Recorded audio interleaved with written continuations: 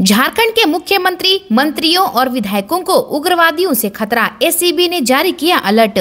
झारखंड विधानसभा सत्र के दौरान मुख्यमंत्री से लेकर मंत्री और विधायकों को राज्य के विभिन्न इलाकों में आने जाने के दौरान सुरक्षा में खतरा उत्पन्न हो सकता है। स्पेशल ब्रांच ने राज्य के ऐसे स्थानों को चिन्हित किया है जहां पर खतरे की आशंका से इनकार नहीं किया जा सकता है। इस संबंध में स्पेशल ब्रांच ने एक रिपोर्ट तैयार कर सभी जिलों के एसपी को अलर्ट कर दिया है। कहा है कि विधानसभा सत्र के दौरान अपने अपने क्षेत्रों से विधायकों और मंत्रियों को आने जाने के दौरान उन्हें संबंधित जगहों पर विशेष सुरक्षा प्रदान की जाए।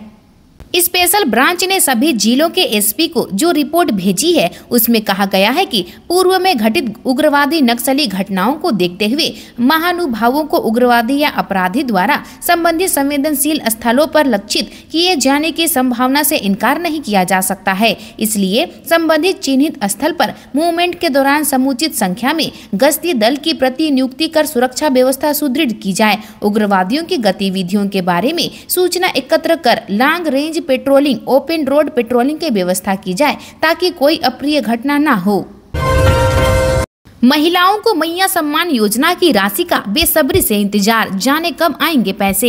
हेमंत सरकार के महत्वाकांक्षी मैया सम्मान योजना की राशि का महिलाओं को बेसब्री से इंतजार है। हेमंत सोरेन ने चुनाव से ठीक पहले इस योजना की राशि बढ़ाकर 1000 से 2500 रुपये कर दी थी। चुनाव में हेमंत को इसका फायदा भी हुआ है और उन्होंने सत्ता वापस भी की, लेकिन अब सरकार बन गई है। महिलाओं को उनके खाते में योजना की 5वीं किस्त आने का इंतजार है। पिछले कई दिनों से बातचीत चल रही थी कि यह किस्त 11 दिसंबर को खाते में ट्रांसफर कर दी जाएगी, लेकिन विधानसभा सत्र चल रहा है और आज विधानसभा में अनुपूरक बजट पेश कर दिया गया है।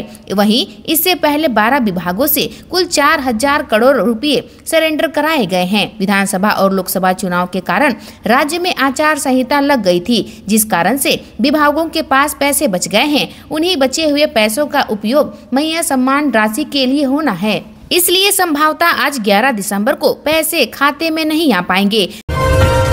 झारखंड में सत्ता संभालने के बाद हेमंत सोरेन ने दे दी एक और खुशखबरी। शिक्षक बहाली को लेकर आया नया अपडेट। स्कूली शिक्षा एवं साक्षरता विभाग के मंत्री रामदास सोरेन ने मंगलवार को विभाग के अधिकारियों के साथ बैठक कर विभाग द्वारा संचालित योजनाओं की जानकारी ली। इस मौके पर उन्होंने कहा कि बच्चों को मातृभाषा में पढ़ाई कराने की दिशा पर विभाग काम करे। उन्होंने कहा कि जिस जनजातीय व क्षेत्रीय भाषा की लिपि उपलब्ध है उसमें पढ़ाई के लिए प्रस्ताव तैयार किए जाएं। विधानसभा सत्र के बाद वे इसे लेकर फिर बैठक का अंतिम निर्णय लेंगे। मंत्री ने बैठक में शिक्षकों की नियुक्ति पर जोर देते हुए कहा है कि शिक्षकों की नियुक्ति में जो भी विधिक अड़चने हैं उन्हें दूर करते हुए शीघ्र रिक्त पदों पर नियुक्ति करें।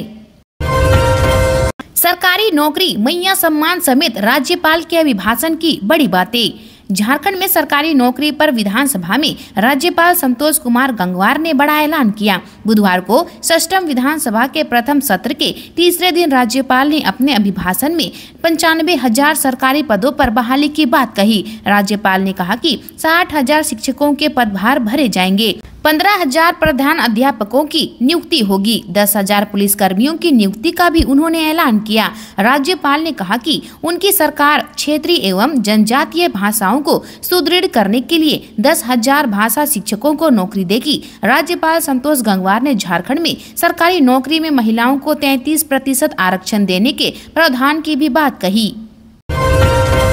झारखंड के बेटे की मलेशिया में गई जान, परिजनों ने सीएम हेमंत सोरेन से शव वापस लाने की लगाई गुहार।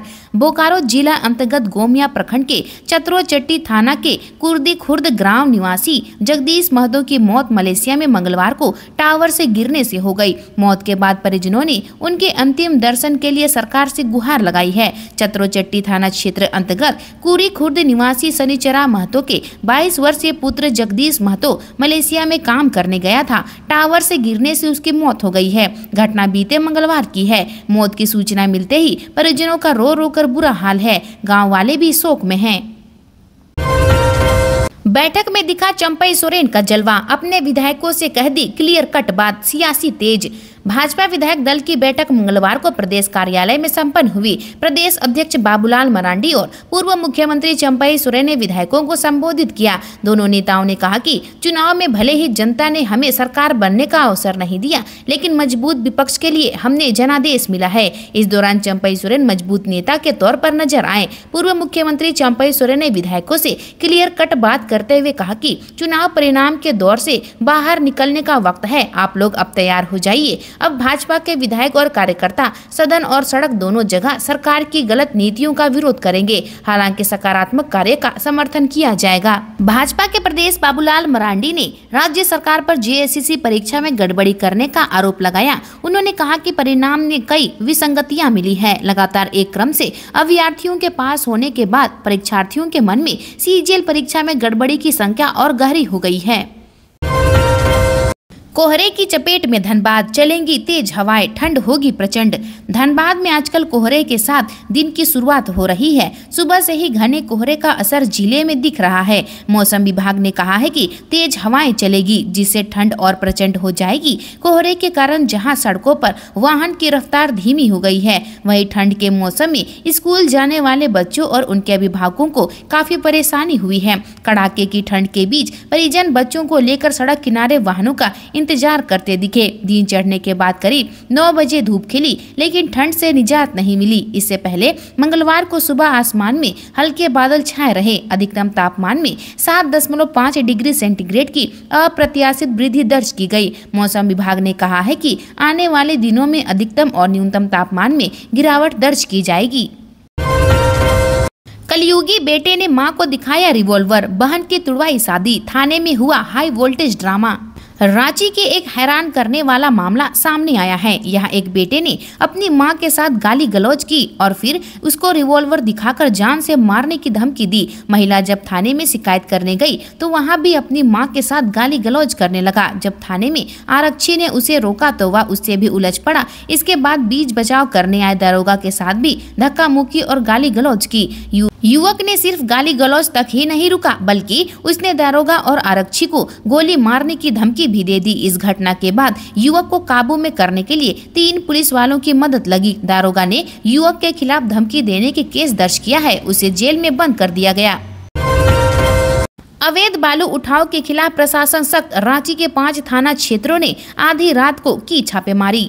रांची प्रशासन ने अवैध बालू उठाव के खिलाफ बड़ी कार्रवाई की है। रांची डीसी मंजूनाथ भजंत्री के निर्देश पर जिला खनन पदाधिकारी ने कई थाना क्षेत्रों में औचक निरीक्षण किया। कुल 15 गाड़ी को जब्त किया। इस दौरान बालू लदे 12 गाड़ी और गिट्टी लदे 3 गाड़ियों को भी जब्त किया गया है। वाहन मालिकों, ड्राइवरों और इसमें संलिप्त अन्य व्यक्तियों के खिलाफ प्राथमिकी दर्ज कर आवश्यक कानूनी कार्रवाई की जा रही है। जानकारी के मुताबिक रांची डीसी मंजूनाथ भजंत्री को लगातार अवैध बालू उठाव को लेकर शिकायतें मिल रही थी, जिसके बाद उन्होंने पदाधिकारियों को त्वरित कार्रवाई करने का निर्देश दिया। इसके बाद रांची के जिला खनन पदाधिकारी और माइनिंग इंस्पेक्टर ने रात से ही औचक निरीक्षण करते हुए मेसरा थाना, दलादली टीओपी, टुपुदाना, बेड़ो, लापुंग थाना अंतर्गत कुल 15 गाड़ी पकड़ी।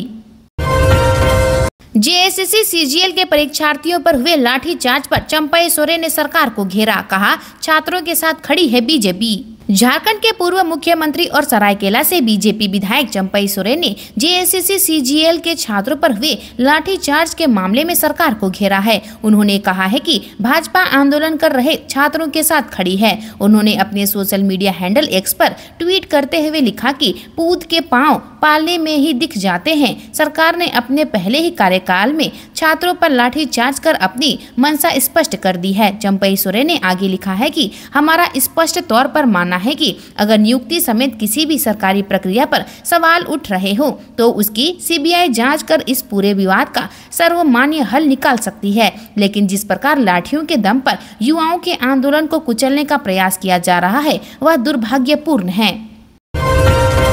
झामुमो केंद्रीय समिति की बैठक में हेमंत सोरेन ने की शिरकत, पार्टी कार्यकर्ताओं को दिया ये टास्क। मुख्यमंत्री हेमंत सोरेन बुधवार को झामुमो केंद्रीय समिति की विस्तारित बैठक में शामिल हुए। बैठक का आयोजन विधानसभा चुनाव में मिली जीत के बाद आगे की रणनीति पर चर्चा करने के उद्देश्य से हुई। मौके पर झामुमो के सभी विधायक समेत पार्टी के सभी पदाधिकारी शामिल हुए। बैठक में पार्टी को दूसरे राज्यों में कैसे मजबूत बनाना है इसे लेकर भी मंथन हुआ। सीएम ने कार्यकर्ताओं का आभार जताते हुए आगे के लिए शुभकामनाएं और बधाई दी। हेमंत सोरेन ने कहा कि झारखंड मुक्ति मोर्चा संघर्ष से उपजी पार्टी है, इसी वजह से हमने हमेशा हक और अधिकार की लड़ाई लड़ी है। हमने लड़कर जीत हासिल की, कभी भी हार नहीं माना। उन्होंने कार्यकर्ताओं को विधानसभा चुनाव में मिली जीत पर बधाई देते हुए कहा कि आप लोगों की कड़ी मेहनत और करोड़ों राज्यवासियों के आशीर्वाद के फलस्वरूप झारखंड में मजबूत अबुआ सरकार का गठन हुआ, इसके आप सभी बधाई के पात्र हैं। डीसीएसपी पहुंचे गुदड़ी, ग्रामीणों संघ की बैठक, नहीं मिला सुराग, शवों की तलाश में जुटी पुलिस, 2 और लोगों की हत्या की चर्चा 2 दिनों से अता पता नहीं। पश्चिमी सिंहभूम जिले के सुदूरवर्ती व दुर्गम क्षेत्र गुदड़ी प्रखंड में पुलिस प्रशासन के निष्क्रियता और प्रतिबंधित संगठन पीएलएफआई के आतंक से परेशान होकर ग्रामीण सेंद्रा अभियान चला रहे हैं। इस दौरान 2 उग्रवादियों की हत्या की बात कही जा रही है। हालांकि पुलिस अब तक शवों का पता नहीं लगा पाई है। इस बीच घटना के 4 दिन बाद मंगलवार को डीसीएसपी के नेतृत्व में एक टीम गुदड़ी पहुंची। यहाँ प्रखंड सभागार में क्षेत्र के ग्रामीण मुंडा व ग्रामीणों के साथ बैठक की। इस बैठक से मीडिया को दूर रखा गया। डीसी कुलदीप चौधरी व एसपी ने ग्रामीणों से कहा कि किसी भी परिस्थिति में विवादित और गुनाह के काम नहीं करना है। सूत्रों के अनुसार कथित हत्याकांड के संबंध में जानने का प्रयास किया गया, लेकिन ग्रामीणों ने चुप्पी लगाए रखी। इसके बाद टीम ने हाट बाजारों में भी ग्रामीणों से बात की। सूत्र बताते हैं कि टीम को ग्रामीणों से किसी तरह की मदद नहीं मिल सकी। आज के लिए इतना ही, मिलते हैं अन्य नई खबरों के साथ में। धन्यवाद।